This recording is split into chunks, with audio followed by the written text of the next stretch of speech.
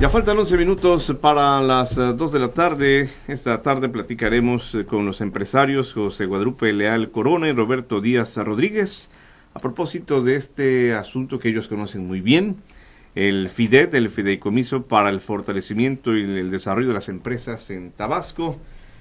Un fideicomiso que tuvo su origen allá en los tiempos de Andrés Garnier, tampoco es tan añejo, que ha tenido una modificación. Últimamente, quizás más que antes, más críticas ha recibido la operación. Vamos a hablar de todo ello. Primero les saludo, bienvenidos ustedes. Gracias, Hugo. Gracias, Hugo. Bueno, pues el fideicomiso, les decía, creo, estuve leyendo algunas cuestiones mínimas de él, de lo que significa, y tiene pues un objetivo loable que a todos debería de atraer, claro, desarrollar a las empresas. Claro. Si hay empresas, hay trabajo, y si hay trabajo, se supone que todos estaremos mejor. Sí. De acuerdo, Hugo. Mira, efectivamente en el 2010 se crea el fideicomiso, el FIDET, con un propósito fundamental que es el fortalecimiento de las empresas de Tabasco, fortalecimiento y desarrollo de las empresas de Tabasco. Se crea este fideicomiso con ese propósito fundamental. El origen es el impuesto sobre nóminas. El 20% de lo que se recabe de impuestos sobre nóminas va a fortalecer el fondo del FIDET, que es un fideicomiso público. Te va a leer aquí exactamente, para no cometer errores, lo que dice exactamente el decreto y lo que dicen las reglas de operación del FIDET. Sí, aquí y creo que es importante lo que dice don José, y para ser muy objetivo, ¿no? ¿Cómo nace y por qué nace esta ley de fomento y este fondo? Y se establecen en uno de los considerandos que dio espíritu al nacimiento de la ley, que dice: a Tabasco le urge fortalecer aún más su presencia en los temas de competitividad y calidad productiva. Por años hemos dependido, como lo ha hecho el país, en general del petróleo y sus derivados. Sin embargo, esos recursos no renovables tienen un límite, por lo que se deben buscar alternativas para crecer más, aprovechando todas nuestras potencialidades. Y luego subraya: la autoridad estatal, en el espíritu de la ley, promoverá estímulos para aquellas empresas comprometidas con la competitividad y el desarrollo sustentable radicadas en el Estado. Radicadas en el sentido que tengan aquí su domicilio fiscal, que es importante eso aclararlo, y que obviamente sea un fideicomiso, un fondo que vaya a apoyar a las empresas. Es para la competitividad y la productividad de las empresas. Entonces, en ese sentido, la ley es muy clara, o sea, no hay vuelta de hoja, ¿no? Creo que la ley nos da la claridad de para qué debe ser usado el fondo, ¿sí?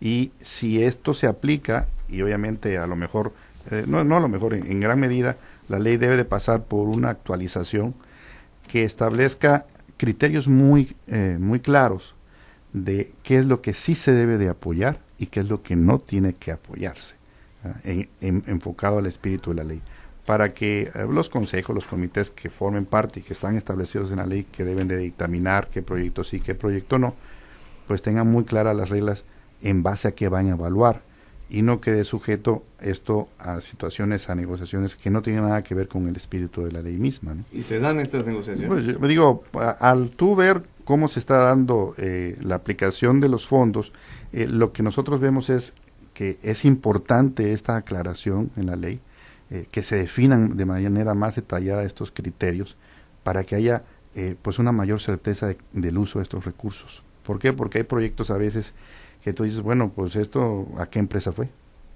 O sea, está realmente dirigido a las empresas, bueno, pero hay aplicaciones, de acuerdo al informe que se ha dado, que aquí hay algunos datos de cómo se ha venido aplicando el fondo, que esto, bueno, y ¿qué hace este apoyo dirigido a, por ejemplo, un estudio de competitividad en materia de lograr la competitividad en materias turísticas, ¿no? Pues es algo muy ambiguo, cuando es muy claro que el apoyo debe ir específico a la empresa, al empresario, que puede ser una persona física o puede ser una persona colectiva, una sociedad, que debe entregar un proyecto. Este proyecto debe tener reglas claras de que sea viable, de que se haya rentabilidad, de que realmente vaya enfocado a generar ingresos, ¿no? Un criterio sería que el que genere más empleos es el que tendría prioridad, y si es viable. No necesariamente más empleos, sino que el proyecto que presente sea viable, sea un proyecto enfocado a generar riqueza. Habrán proyectos chicos, medianos, grandes, dependiendo, ¿no? Pero de ahí la importancia, y por eso el comentario, de que debe de establecerse en esta actualización de la ley los criterios detallados, exactos, de en base a qué un comité dictaminador o ejecutivo técnico del FIDET va a decidir qué proyecto se apoya y qué proyecto no. Ahorita vamos a hablar de la manera en cómo, en base a la experiencia, se apoyan los proyectos. Antes, usted hablaba de las empresas radicadas aquí, que ese es el espíritu de la ley. Radicadas, que no nada más estén establecidas, sino que tengan el domicilio fiscal. Así es, para que el impuesto de nómina que se esté pagando, pues quede aquí. O sea, yo puedo estar establecido aquí, pero si mi domicilio fiscal está en otra parte, pues... ¿Se ha detectado que sí. se da eso actualmente? No lo sabemos, al menos yo no lo sé, pero es algo que debe quedar muy claro en los criterios a seguir. Que debería de establecerse, usted dice así, desglosado en una norma. Más detallado, sí. Sí, mira, Hugo, el comité se forma con 6 miembros del gobierno del Estado. Comité técnico del FIDET se forma con 6 dependencias del gobierno federal, representantes de dependencias del gobierno estatal, sí. Y con 4 representantes del sector empresarial, que normalmente son presidentes de cámara. Te voy a dar algunos proyectos que se han autorizado. Nosotros no juzgamos, simplemente yo te voy a leer los proyectos. Ya sabemos para qué es el FIDET, que es para fortalecimiento y desarrollo de las empresas. Ahora, se han dado proyectos, por ejemplo, para promoción turística. No es una empresa, es una promoción turística, 30 millones de pesos.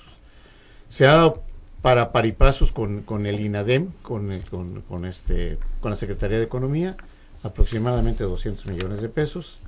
Foros y exposiciones, 12 millones de pesos. A Cedesol se le asignaron 10 millones de pesos. Al FINTAP, que es otro fondo estatal, 57 millones de pesos. Para mercados públicos, que no tiene nada que ver con empresarios, se le dieron 10 millones de pesos. Al puerto de frontera se le han dado en diferentes proyectos 40 millones de pesos. A Prosofot, 10 millones de pesos. A CONACYT, que es ciencia y tecnología. Ciencia y tecnología, pero normalmente vamos a decir, trabajaba con recursos del gobierno del estado. Actualmente se los está proporcionando Fidel, le ha dado 30 millones de pesos. Centro histórico, para remodelación del centro histórico, 25 millones de pesos. Un estudio de competitividad de empresas turísticas, 40 millones de pesos. Estudio de geotecnia, 12 millones de pesos para todo el municipio de Centro. Programa de cooperados, más o menos sobre 20 millones de pesos.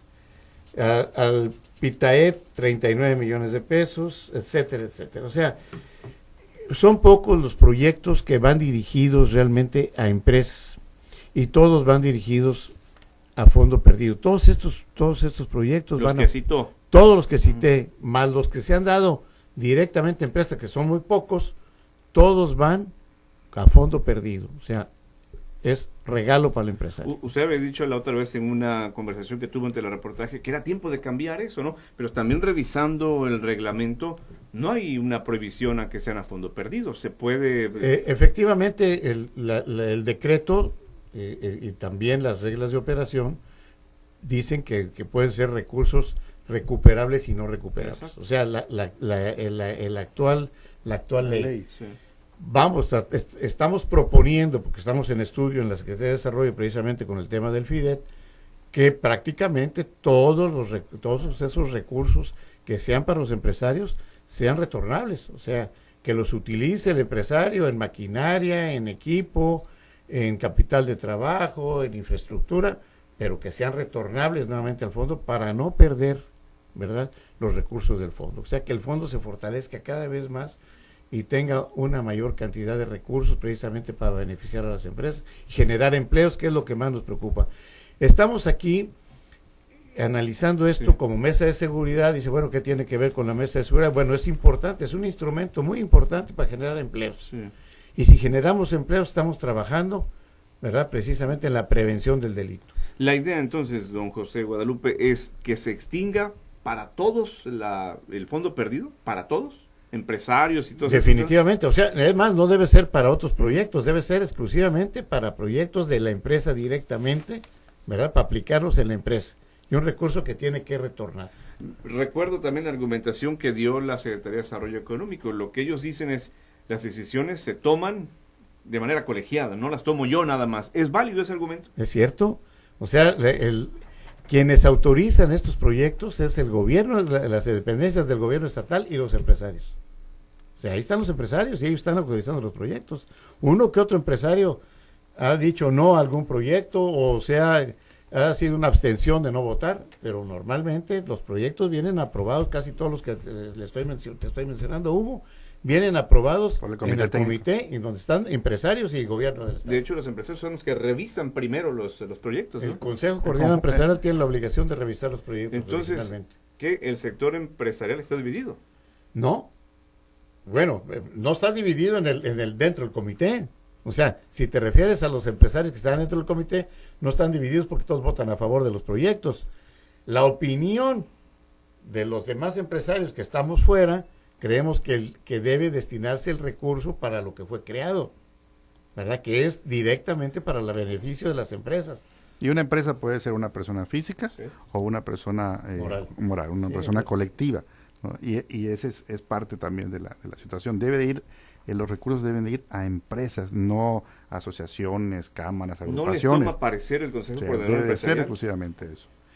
El Consejo Coordinador Empresarial únicamente analiza, ¿verdad?, los proyectos previo a la reunión del comité, pero los analiza únicamente con los miembros del Consejo Coordinador. O sea, nosotros como Canacintra, por ejemplo, está Ujú. fuera del Consejo Coordinador. No les toma O en las cuenta. demás dependencias que están, o los demás organismos que están fuera del Consejo Coordinador, pues lógicamente ni nos enteramos de los proyectos. O sea, ni los conocemos siquiera. De allí la importancia que comentamos, como decía don José, que esta medida, que es una medida de prevención, y este instrumento que es el FIDET puede ayudar mucho para crear los empleos, es necesario dentro de esta actualización que se definan los criterios para que quienes estén en el FIDET trabajando con el Consejo Técnico tengan muy claro cómo debe de presentar un empresario el proyecto, que sea exclusivamente para empresas. Y en esos criterios se debe definir que tiene que entregar un estado pro forma, su proyecto financiero, evaluar la rentabilidad del proyecto, estudio mercadológico, no sé. Todos los criterios que tienen que definirse para que ya el comité, en base a lo establecido en ley, que es lo que hace falta que se esclarezca perfectamente, simplemente diga, bueno, este proyecto reúne los requisitos, es rentable, pues hay que apoyarlo. O sea, Punto.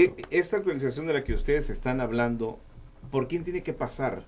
¿Por la misma secretaría, la que encabeza, me refiero a la SDE, del comité técnico? ¿Tienen que ir al Congreso? ¿Hacia dónde? ¿Cuál es la vía? Lo platicamos después de la pausa. Sí, cómo no. Regresamos enseguida. En el que une, informa y entretiene, su música te mueve.